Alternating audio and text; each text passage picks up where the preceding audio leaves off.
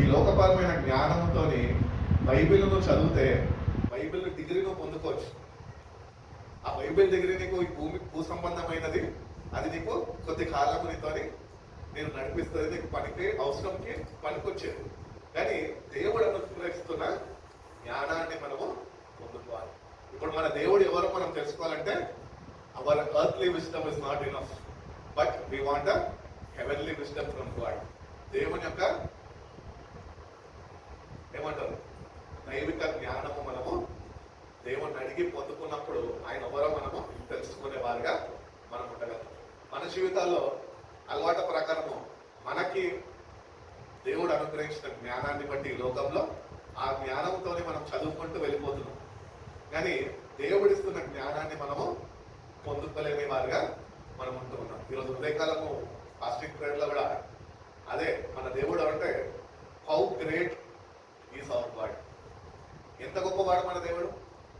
పాఠాలు పాడతాం మన దేవుడు చాలా గొప్పవాడు అని పాడతాం. ఎంత గొప్పవాడు. నీకు గొప్పతనం లేకపోతే నీకు చిప్పనే మిగులుతుంది. కాబట్టి నీ దేవుడు ఎవరో నువ్వు తెలుసుకో. వ్యక్తిగతంగా తెలుసుకోవాలి, సంఘపరంగా కాదు, సావాసంలో కాదు. వ్యక్తిగతంగా నీ దేవుడు ఎవరో నువ్వు తెలుసుకోవాలి అంటే కనుక వాక్య ధ్యానం ఉండాలి. అట్టి రీతిగానే వాక్య ధ్యానం ఉంటున్న నీకు దేవుని జ్ఞానము నీకు కావాలి. దేవుడిని అడిగి నువ్వు పొందుకోవాలి. మీలో ఎవరికైనా జ్ఞానము పొదువైతే కనుక మీరు నన్ను అడగండి, నేను ధారాళముగా ఇస్తాడట. కొద్దిగా ఇయ్యడట, ధారాళముగా ఇస్తాడట. ఇప్పుడు మనుషులకి రక్షింపబడ్డ మనకి జ్ఞానం ఎందుకు కావాలంటే ఆయన ఎవరు తెలుసుకొని మన జ్ఞానం కావాలి. మన జ్ఞానం సరిపోదు ఆయన తెలుసుకోవాలి. కాబట్టి ఆయన జ్ఞానము మనం పొందుకొని వాక్యం లోతుల్లోకి వెళ్ళినప్పుడు ఆయన ఎవరో మనము తెలుసుకోవద్దాం. ఆయన ఎంత గొప్పవాడు, ఎంత శక్తివంతుడు, ఎట్టి రీతిగా సృష్టిని శాసించి ఆయన నడిపించడో మనము ఆయన గురించి తెలుసుకోగలుగుతాం. ఆయనను బట్టి విశ్వాసము, ధైర్యము మనము పొందుకునే వారిగా మనము ఉండగలుగుతాం. కీర్తనలు 111 2వ వాక్యం ఒకసారి చదువుకుంటాం. సామ్స్ 111:2. యెహోవా క్రియలు గొప్పవి, యెహోవా క్రియలు గొప్పవి, వాటి యందు ఇష్టం గల వారందరూ, వాటి యందు ఇష్టము గలవారందరూ వాటిని విచారించుదురు. వాటిని విచారించాలి. ఈ విచారించాలి అని ఎవరు చెప్తారు తెలుసా? అనుభవం ఉన్న వాళ్ళు మాత్రమే చెప్పగలుగుతారు. నీకు అనుభవం లేకపోతే కనుక విచారం అంటే ఏంటో నీకు తెలియదు. You have to sit in the presence of God and examine what is gone to do in your life. నీ జీవితంలో, నా జీవితంలో ఆయన ఏ గొప్ప కార్యాలు చేయబోతున్నాడో మనం విచారణ చేసినప్పుడు ఆయన మనకి తెలియపరుస్తాడు, లేక బయలుపరుస్తాడు అని దేవుని వాక్యము చదివిస్తుంది. కాబట్టి ఇంగ్లీష్ బైబిల్ చెప్తున్నారు, great are the works of the Lord, they are pondered by all who delight in them. ఆ వాక్యమందు ఎందరైతే ఆనందించగలుగుతారో వాళ్ళు దేవుడు ఎవరో తెలుసుకోగలుగుతారు. ఈరోజు మనం వాక్యం చదివేవారు ఉంటున్నాం, కానీ వాక్యంలో ఆనందించేవారుగా ఏమాత్రమో ఉండలేకపోతున్నాం. కారణం ఏంటి? మన నిర్లక్ష్యమే. దేవుని మనం అట్టి రీతిగానే ప్రేమిస్తున్నాం కాబట్టి మనము వాక్యాన్ని ఎక్కువగా ధ్యానించలేకపోతున్నాము. ఎక్కువ ధ్యానించలేకుండా ఉండడానికి కారణం ఏంటి అంటే మన నిర్లక్ష్యమే. ఆ నిర్లక్ష్యంతో మన దేవుడు ఎవరో మనము తెలుసుకోలేని వారిగా మనం ఉంటాం. కాబట్టి విచారించాలి. దేవుని సన్నిధిలో కూర్చొని, ప్రభువా వాక్యము చదువుతుండగా ఏ దినానికి కావాల్సిన మన్నాను, ఆహారాన్ని నువ్వు నాకు ఇస్తాను కదా, నా ఆత్మకి పోషించే ఆహారము నీ వాక్యమే కనుక ఏ దినానికి కావాల్సింది ఆ దినం నువ్వు నాకు అనుగ్రహించు ప్రభువా అని ప్రభు సన్నిధిలో ప్రతిదినము నువ్వు వేచి ఉండి నువ్వు దేవుని వైపు చూసి దేవుడిని అడిగితే కనుక నీకు ఆ దినానికి కావాల్సిన వాక్యము దేవుడు నీకు అనుగ్రహిస్తాడు. మన దేవుడు ఎవరంటే మనని పోషించేవాడు. వాక్యము చేత మనని పోషిస్తాడు. అందుకనే యేసు ప్రభు వారు సువార్తలు అంటాడు కదా, మనిషి రొట్టె వల్ల కాదు, దేవుడి నోట నుంచి వచ్చే ప్రతి మాట వల్ల వాడు జీవిస్తాడు. కాబట్టి ఈ శరీరానికి కావాలేమో ఆహారం, కానీ ఆత్మకి కావాలంటే దేవుని మాటలు, వాక్యము కావాలి. కాబట్టి ప్రతిదినము we have to learn how to delight in the word of God. దేవా నీ వాక్యంలో నేను ఎట్లా ఆనందించాలో నువ్వు నాకు నేర్పించు ప్రభువా అని నువ్వు ప్రభువుని అడిగితే ప్రభు తన జ్ఞానాన్ని మనకిచ్చి మన జ్ఞానాన్ని పక్కన పెట్టి ఆయన జ్ఞానంతో నింపినప్పుడు మనము ఆయన యందు ఆనందించేవారుగా ఉండగలుగుతాం. మన దేవుడిని తెలియజేస్తున్నాం. కాబట్టి ఆయన జ్ఞానము మనం పొందుకుంటేనే ఆయన సన్నిధిని, ఆయన ప్రసన్నతని మనము అనుభవించగలుగుతాము, మనం ఆయన ఎవరో తెలుసుకోగలుగుతాము అని దేవుడు తెలియజేస్తుంది. కాబట్టి ఈ లోకపరమైన జ్ఞానము ఏమాత్రమో ఆయనతో సరితూగదు. ఈ లోకంలో ఉంటున్న జ్ఞానంతో నువ్వు డిగ్రీలు తెచ్చుకోవచ్చు, లేకపోతే బైబిల్ ఒక 10 సార్లు 20 సార్లు 50 సార్లు చదువుకోవచ్చు. ఆ జ్ఞానం నీకు సరిపోదు బోధించడానికి. నేను ఉదయకాలంలో చెప్పాను, ఏమని చెప్పినా అంటే, డిగ్రీలు తీసుకున్న పాస్టర్లందరూ సేవ చేయండి రా బాబు అంటే ఈరోజు ఏం చేస్తున్నారు? టీవీల ముందు కూర్చొని డిబేట్లు చేస్తున్నారు. సంఘం ఏమైపోవాలి? చెదిరిపోతుంది సంఘం. వాక్యములో ఆనందించడము నేర్పించక, క్రైస్తులని వాక్యంలో స్థిరపరచక, డిబేట్లు కూర్చొని డిబేట్లలో వేదికపై విధమైన మాటలు మాట్లాడుతూ ఆ మాటలని సంఘానికి అలవాటు పరుస్తూ దేవుని వాక్యం నుంచి వాళ్ళని దూరానికి వీడ్చుకొని సంఘ కాపర్లే వెళ్ళిపోతున్నారు. అట్టి రీతిగా మనం ఉండద్దు. కానీ మనకి దేవుడు మంచి కాపరిగా ఉన్నాడు, మనకి దేవుడై ఉన్నాడు. ఆయన ఎవరో మనం తెలుసుకోవాలి అంటే కనుక ప్రతిదినము ఆయనతో సమయము గడిపి, ప్రభా నీ జ్ఞానంతో నన్ను నింపు, ప్రభా నీ జ్ఞానం నాకు ఇస్తే నువ్వు ఎవరు నేను తెలుసుకోగలుగుతాను ప్రభు అని దేవుడిని నువ్వు బ్రతిమాడుకుంటే, వేడుకుంటే కనుక దేవుడు తప్పక ఆ జ్ఞానాన్ని నీకు అనుగ్రహిస్తాను అని దేవుడు తెలియజేస్తున్నాడు. అదే కీర్తనల గ్రంథం 104 అధ్యాయం 24 వాక్యం కోసం చదవండి.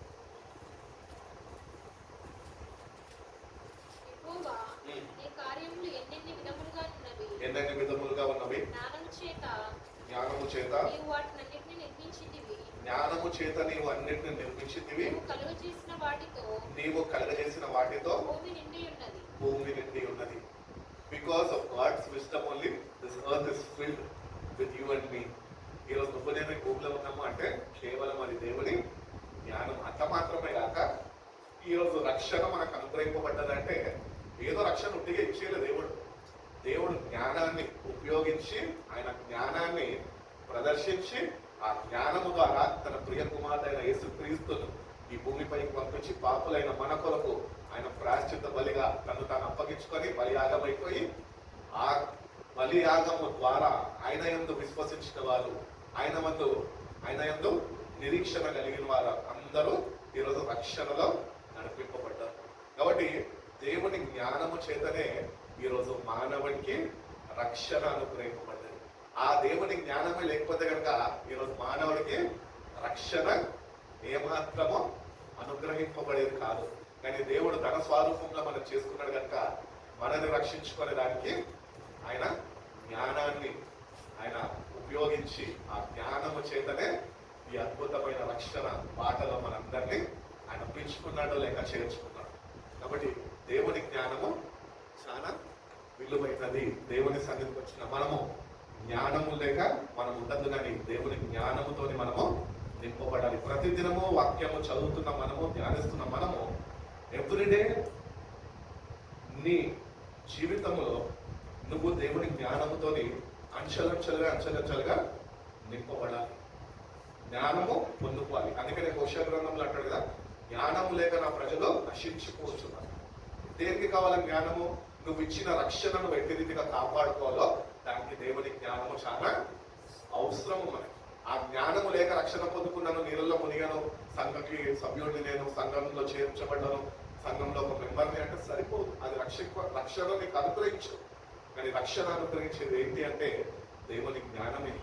అందుకని పౌలు పత్రికలో రాస్తుంటాడు కదా, సిలువని కూర్చున్న సువార్త నశించుచున్న వారికి వెరితనంగా ఉన్నది, కానీ రక్షింపబడ్డ మీకు అది దేవుని శక్తి అయి ఉన్నది. యేసుక్రీస్తు ప్రభు ఎవరు అంటే బైబిల్ చెప్పుచున్నది, యేసుక్రీస్తు ప్రభు వారు మరి ఎవరో కాదు, కానీ ఆయన దేవుని జ్ఞానమై ఉన్నాడు. Hallelujah. Christ is the wisdom of God. దేవుని జ్ఞానము ద్వారా ఆయన భూమిపైకి పంపబడ్డాడు. ఆయన రాక ద్వారా, ఆయన శిల్వ మరణము ద్వారా ఈరోజు మానవుడికి రక్షణ అనుగ్రహింపబడ్డది. అంటే ఆ జ్ఞానమే ఒకవేళ లేకపోయి ఉంటే ఈరోజు మనం ఏమాత్రమో రక్షింపబడే వారం కాదు, ఆ రక్షణ మనకి ఉండేది కాదు. కానీ దేవుడు ఎంత గొప్పవాడంటే ఆయన గురించి మనం ఇంకా ఎక్కువగా ప్రతిదినము నూతనంగా తెలుసుకునే వారిగా మనము ఉండాలి అని దేవుడు ఎంతగానో ఆశిస్తున్నాడు. ఎఫెసీయులకు రాసిన పత్రిక ఒకసారి చూడండి, 1వ అధ్యాయము 19వ వాక్యం.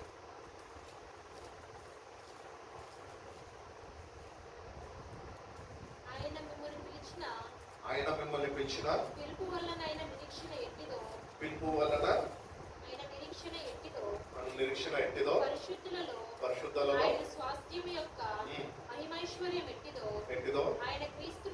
ఆయన క్రీస్తునందు వినియోగపరిచిన వినియోగపరిచిన బలాత్సీమును బట్టి ఉమ్, విశ్వసించు మన యందు మన యందు ఆయన చూపుచున్న ఆయన తన శక్తి యొక్క అపరిమితమైన మహత్యం ఎట్టిదో అపరిమితమైన మహత్యం ఎట్టిదో మీరు తెలుసుకునవలెనని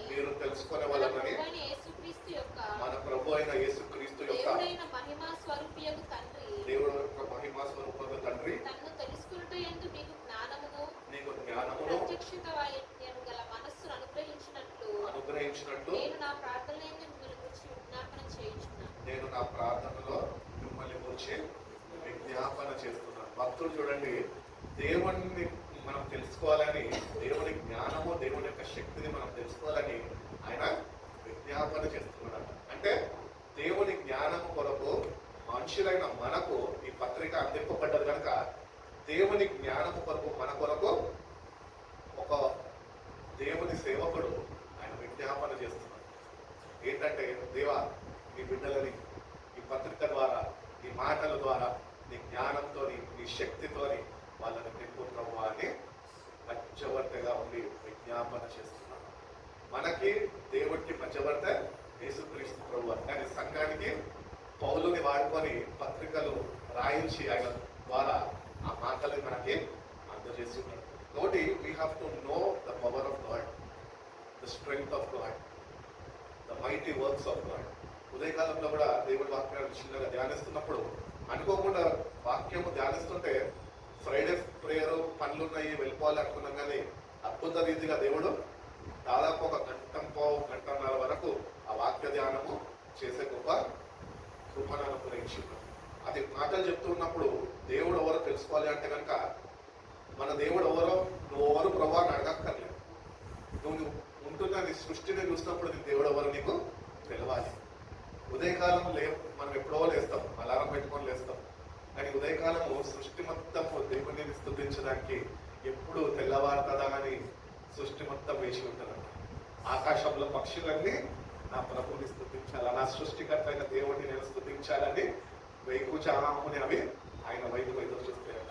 కానీ మనుషులైన మనము దేవుడిని తెలుసుకోక, ఆయన స్తుతించే వారుగా లేక మనము మన అలవాటులో మనము పట్టబడి ఉన్నాము. ఉదయకాలం లేసి మనము దేవుడిని స్తుతించలేని వారిగా మనం ఉంటున్నాం. కానీ సృష్టి మొత్తం, even the skies, even the stars, even the moon, even the solar system, even the trees, even ఏ భూమి మీద ఉన్న ప్రతి ఒక్క జీవరాశులన్నీ కూడా అవి సముద్రంలో ఉండని, గాలిలో ఉండని, చెట్ల మీద ఉండని, పుట్టల్లో ఉండని, అవన్నీ వేకుశామని లేసి ఎవరిని స్మరిస్తాయట, వాటి యొక్క సృష్టికర్తని స్మరిస్తాయట.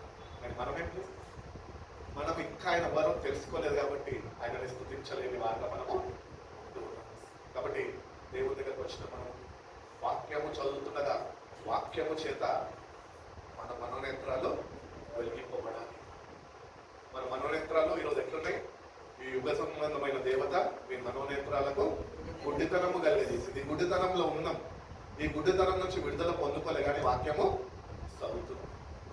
చీకటితో ఉన్నప్పుడు చీకటితోనే ఉంటాం, కానీ నువ్వు వెలుగుకు వచ్చినప్పుడు వెలుగుతోని నింపబడాలి, వెలుగు సంబంధుడిగా మారాలి. ప్రభు అంటున్నాడు కదా, వాక్యంలో అంటాడు కదా, మీరు ఒకప్పుడు చీకటి సంబంధులు, కానీ మిమ్మల్ని ఆశ్చర్యమైన వెలుగులోనికి నేను మిమ్మల్ని పిలుచుకున్నాను అంటున్నాను. మరి పిలుచుకున్న దేవుడు మనల్ని వెలిగించడానికి ఆశపడుతున్నాడు. మరి రక్షణ పొందుకున్న మనము వాక్యము చేత వెలిగింపబడ్డామా? నీ దేవుడు ఎవరు నువ్వు తెలుసుకున్నావా? అట్టి రీతిగానే నీ దేవుడు ఎటువంటి వాడో ఆయనను బట్టి నువ్వు ఆయనలో ఆనందించేవాడుగా ఉండదు. ఒకవేళ లేకపోతే కనుక నేటి నుంచి రక్షణ పొందుకున్న మనంతం ఆయన ఎవరో తెలుసుకున్నాం. ఎందుకంటే సమయము చాలా తక్కువ అవుతున్నది. ఇంకా మన దేవుడు ఎవరో మనం తెలుసుకోకపోతే నువ్వు ఎవరో నాకు తెలియదు అనిస్తాడు ఆయన. నేను ఎవరు చేయమన్నాడు భక్తి? నేను మందిరానికి వచ్చి పాటలు ఎవడు పాడమన్నాడు, బైబిల్ పట్టుకొని చర్చికి ఎవడు రమ్మన్నాడు అని అడిగిస్తాం. అందుకని మొహమాటలు ఉండవు దేవుడి దగ్గర. అంతా ఏమన్నా కూడా ఫేస్ టు ఫేసే ఉంటుంది, డైరెక్ట్గా. ఏదున్నా కూడా డైరెక్ట్గా అడుగుతాడు అనమాట. అందుకనే మందిరానికి వస్తున్న మనము ఆయన ఎవరో తెలుసుకుంటే మనకి మంచిది, సేఫ్ జోన్లో మనం ఉండాలి. ఆ సేఫ్ జోన్లో ఉన్నప్పుడు ఆయన మనల్ని కాపాడుతాడు. ఆయన మంచి కాపరిగా ఉన్నాడు కాబట్టి మనని ఆయన రక్షించుకుంటాడు. కాబట్టి ఆయన ఎవరో తెలియకుండా మనం ఉన్నామనుకో, ఆయన తండ్రి ముందు మీరు కూడా నాకు ఎవరో తెలియదు అంటారు. పత్రికలు అంటారు కదా, ప్రభువా ప్రభువా అని పిలిచి ప్రతివాడు పరలోకంలో చేరాడు, కానీ తండ్రి యొక్క చిత్తము నెరవేర్చేవాడు మాత్రమే యొక్క చిత్తమును తెలుసుకోవాలంటే ఫస్ట్ నువ్వు యేసయ్యను తెలుసుకోవాలి. యేసయ్యతో నీకు సావాసం ఉండాలి, ఆ ప్రత్యక్షత నీకు కావాలి, ఆయన వెలుగుతోనే నువ్వు నింపబడాలి. నీ మనోనేత్రాలు గుడ్డితనంలో ఉన్నవి ఈరోజు వాక్యం అనే వెలుగుతోని వెలిగింపబడినప్పుడు నీ దేవుడు ఎవరు నువ్వు తెలుసుకోగలుగుతావు. ఆయన ఎంత గొప్ప కార్యాలు చేస్తున్నాడు మనము తెలుసుకోవాలి. కాబట్టి వాక్య ధ్యానము అనేది మనం చూస్తున్నప్పుడు పాత నిబంధన నుంచి దేవుడు తన ప్రజలను ప్రేమించి ఆ ప్రజలను పోషించుకుంటూ నడిపించుకుంటూ కాపాడుకుంటూ ఆ దేవుడు నేటి వరకు కూడా ఈ రోజు కూడా మనని అదే రీతిగా ఆయన కాపాడుకుంటూ ఎంత తిరుగుబాటు వాళ్ళు చేసినప్పుడు కూడా వాళ్ళని ఏమాత్రము మర్చిపోలేదు. ఒక తల్లి ఒకరిని ఆదరించినట్లు నేను మిమ్మల్ని ఆదరిస్తాన్న దేవుడు ఆయన నమ్మదగిన వాడు. ఆనాడు ఆదరణ పొందుకున్న ఇశ్రాయేలు ఈనాడు ఇశ్రాయేలు ప్రజలకు అవుతున్న మనము ఈరోజు కూడా దేవుని చేత ఆదరింపబడుతున్నాము అని దేవుడి వాక్యం తెలుస్తుంది. కాబట్టి దేవుడి వాక్యం మనకి ఆదరణను కలిగజేస్తుంది. కాబట్టి దేవుని దగ్గరకు వచ్చిన మనము ఆయన ఎవరో తెలుసుకొని ఆదరణ లేని ఈ లోకంలో ఆదరణని మనం పొందుకొని ఆయనకి సమీపంగా జీవిస్తూ భక్తుడు తెలియజేస్తున్న రీతిగా ప్రభునందు ఆనందించుడు. మళ్ళా చెప్పుచున్నాను, ప్రభునందు ఆనందించుడు. మనం ఆనందించడం నేర్చుకోవాలి. ఈ లోకంలో ఆనందిస్తాం, ఒక మంచి ఇల్లు కట్టుకుంటే ఆనందిస్తాం, మంచి కారు కొనుక్కుంటే ఆనందిస్తాం, చక్కటి వివాహము జరిగితే ఆనందిస్తాం, మంచి ఉద్యోగం వస్తే ఒక ఆనందం ఉంటుంది. మరి ప్రభు నీకు రక్షణను అనుగ్రహించాడు, సర్వాన్ని నీ కొరకు దారపోసాడే, సర్వాన్ని విడిచిపెట్టేసి నిన్ను ప్రేమించాడే. మరి నువ్వు ఆయనలో ఆనందించలేని వాడుగా నువ్వు ఉంటున్నావు. ఈ రోజు కన్నా మేలుకొని దేవా నీలో ఆనందించడం నాకు నేర్పించి. నేను నా దేవుడిని మా మమ్మీ వాళ్ళందరూ నన్ను బైబిల్ చదువు నువ్వు సేవలో వాడబడాలని చెప్పారు. వాళ్ళు చెప్పినంత కాలం నేను తిరుగుబాటు చేసిన. ఇశ్రాయేల్ ప్రజలకు ఉన్న పెద్ద రోగం అదే కదా, ఆ రోగం నాకు కూడా ఉన్నది. కానీ ఆ రోగం నుంచి విడుదల దేవుడు నాకు ఇచ్చి ఉన్నాడు. ఎప్పుడు వరకు వాళ్ళు చెప్పి అలసిపోయారు వాళ్ళు. నాకు తెలిసి మా మమ్మీ నాకు ఒక 30-40 ఇయర్స్ చెప్పుకుంటారు, ఒక 30 ఇయర్స్ మ్యాక్సిమం చెప్పుకుంటారు, రోజు చదువురా. కానీ ఎప్పుడైతే నా మటుకు నేను దేవుని వాక్యాన్ని చదువుదామని ఒక నిర్ణయం తీసుకున్నానో అప్పుడు దేవుడిని అడగడం ప్రారంభించిన. ప్రభువా నీవు ఆనందించడం నాకు నేర్పించి, నాకు తెలియదు, నీ సన్నిధిని ఎట్టి రీతిగా నేను అనుభవించాలని నాకు నేర్పించు, నాకు తెలియదు.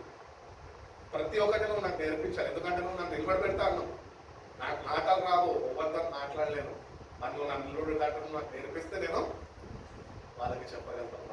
నువ్వు నాకు నేర్పించాలి. ప్రభు సన్నిధిలో కూర్చొని శ్రద్ధ వహించి దినాము కూర్చొని ఒక 3 hours వీలైతే 6 hours కూర్చొని వాక్యాన్ని చదువుకుంటూ ఉన్నప్పుడు దేవుడు అనేక విషయాలు ఆయన ఒక సొంత కొడుకుకి తండ్రి ఎట్టి రీతిగా నేర్పిస్తాడో అటు రీతిగా నేర్పించుకుంటూ వచ్చాను.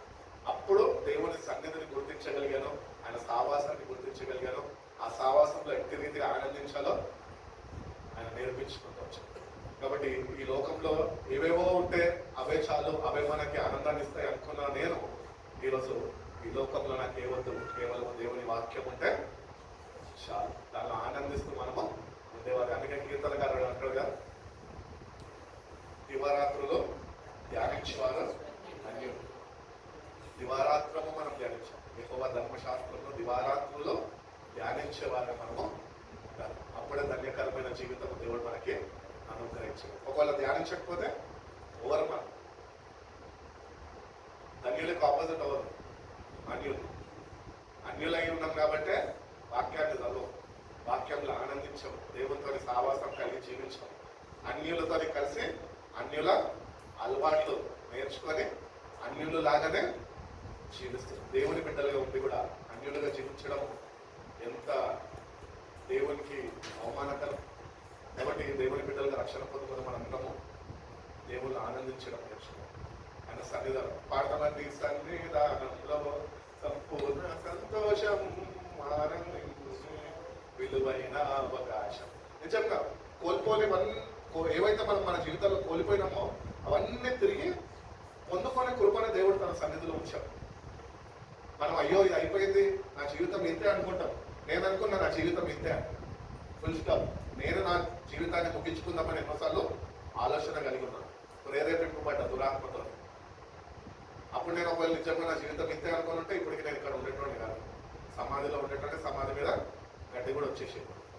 కానీ దేవుడు అన్నాడు, నీ జీవితం ఇది అది ఇంకా ఏదో ఉంది, నేను నీకు నేర్పిస్తుందా అని వచ్చేసాం. ఇంకా నేర్పించుకుంటూ వచ్చాను. కాబట్టి ఆయనతో సావాసం చేస్తున్నప్పుడు ఆయనలో ఉన్న ఆనందము మనము అనుభవించే వారే మనము కాబట్టి ఎవ్రీడే బైబిల్ చదువుతున్న మనం, ప్రార్థన చేస్తున్న మనం ఒకటి దేవుడిని అడుగుదాం. ఏంటి అంటే, ప్రభా నీ సన్నిధి, నీ సావాసం, నీ ప్రసన్నత, నీ వాక్యపు వెలుగు నాకు ప్రతిదినము నూతనంగా అనుగ్రహించి నూతన బలము శక్తితోనే నన్ను నింపు ప్రభా, నన్ను నూతన పరచు ప్రభా అని దేవుణ్ణి అడిగితే కనుక దేవుడు తప్పక ఆయన సహాయం అనుగ్రహిస్తాడు. మనది వాక్యము ద్వారానే ఆయన నూతన పరుస్తాడు. ఆయనకి సమీపస్తులుగా జీవింపజేసే కృపను దేవుడు మనందరికీ అనుగ్రహిస్తాడు. దేవుడు బట్టి కృప మనందరికీ అనుగ్రహించి మన బలపరిచి నడిపించును కాక. కళ్ళు మూసుకుని చిన్న ప్రార్థన చేస్తున్నాం. అన్నయ్యకి సమయాన్ని ఇచ్చేస్తాం. పరిశుద్ధుడా, ప్రేమ కలిగిన సేవ గొప్ప తండ్రినైనా, అవును ప్రభా, మీరు ఎంత గొప్ప దేవుడు ప్రభా. మీ వాక్యమునైనా మేము చదువుకొని ప్రభా, దాన్ని ధ్యానిస్తూ ప్రభా, మీరు చేసిన గతంలో చేసిన ఇశ్రాయేలు ప్రజలకి చేసిన గొప్ప కార్యాలన్నింటినీ మేము తలపోసుకుంటూ ప్రభా, మీరు ఎంత గొప్ప దేవుడు ప్రభా. దాన్ని బట్టి నేను నిన్ను స్తుతిస్తూ నీలో ఆనందిస్తూ ప్రభా, మా జీవితాల్లో కూడా అటువంటి కార్యాలు మీరు జరిగించబోతున్న విధానం బట్టి మీకు స్తోత్రాలు అని నీవు ఆనందించే గొప్ప వాక్యాన్ని, ఎటువంటి ధన్యకరమైన జీవితాన్ని నేను మా ప్రతి ఒక్కరికి మీరు అనుగ్రహించండి. మీ సన్నిధి, మీ సావాసము మేము కలిగి జీవించే కృప దయచేయండి ప్రభా. మీరే మాకు తోడుగా ఉండండి ప్రభా. మనోనేత్రాన్ని ప్రభా మీరు వెలిగించండి ప్రభా. ఈ వాక్యం మన విప్పులనైనా నడుచుకునే కృపను మా ప్రతి ఒక్కరికి దయచేసి ప్రభా. ప్రతిదినము నూతన వాక్యము చేత నూతన బలము శక్తిని పొందుకొని ప్రభా, ఈ రాకడ కొరకు నేను తగిన సిద్ధపాటు కలిగి జీవించే కృపను మా ప్రతి ఒక్కరికి మీరు దయచేస్తున్నాను. యేసయ్య పరిశుద్ధ నామములో ఈ ప్రార్థన అడిగి కూర్చున్న పరమ తండ్రి, ఆమేన్. రాజ్ కుమార్ అన్నయ్య ఉన్నారు. సో ఆన్లైన్ ప్రేయర్ కాబట్టి ప్రార్థనకి సమయం ఇస్తాము, వాక్యానికి సమయం ఇస్తాము. దానికన్నా ప్రాముఖ్యంగా మీరు ఎవరికైనా ఏమైనా ప్రశ్నలు ఉంటే ప్రశ్నల్ని మీరు రీకలెక్ట్ చేసుకోండి. ఒకసారి తిరిగి ఆ ప్రశ్నలు ఏమైనా ఉంటే జ్ఞాపకం చేసుకుని నాకు ప్రశ్నలని కానీ మనము అన్నగారిని అడిగితే కనుక అన్నగారు ఆ ప్రశ్నలకు కూడా జవాబు మనకి అనుగ్రహిస్తాం. సమయాన్ని అన్నగారికి అప్పగిస్తాం. చెప్పండి కూడా